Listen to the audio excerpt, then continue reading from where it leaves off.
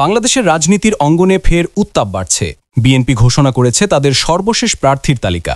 ঢাকা থেকে দিনাজপুর, কক্সবাজার থেকে সিলেট, সারা দেশ জুড়ে এখন নির্বাচনী আলোচনায় সরব রাজনীতি অঙ্গন। ঢাকা মহানগরে এক ঝাঁক পরিচিত মুখের উপস্থিতি লক্ষণীয়। ঢাকা 12-তে সাইফুল আলম নীরব, 14-তে সানজিদা ইসলাম তুলি, 15-তে মোহাম্মদ শফিকুল ইসলাম খান, 16-তে আমিনুল হক আর 19 নম্বর আসনে ডাক্তার দেওয়ান মোহাম্মদ সালাউদ্দিন ধানের শীষের প্রতীক নিয়ে প্রতিদ্বন্দ্বিতা করবেন। উত্তরাঞ্চলে নেতৃত্বে রয়েছেন দলের শীর্ষ নেতারা। ঠাকুরগাঁও 1 আসনে মির্জা ফখরুল ইসলাম আলমগীর, দিনাজপুর 3 এবং বগুড়া 7 আসনে খালেদা জিয়া আর বগুড়া 6 প্রতিদ্বন্দ্বিতা করছেন তারেক রহমান।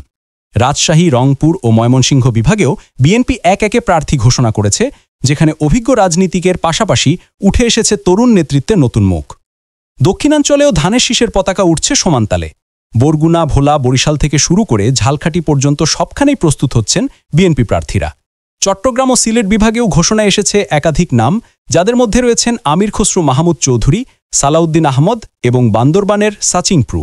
তবে এখনও কিছু গুরুত্বপূর্ণ আসনে প্রার্থী ঘোষণা বাকি রয়েছে। এর মধ্যে রয়েছে ঢাকা, চট্টগ্রাম, খুলনা ও কক্সবাজারের বেশ কয়েকটি আসন।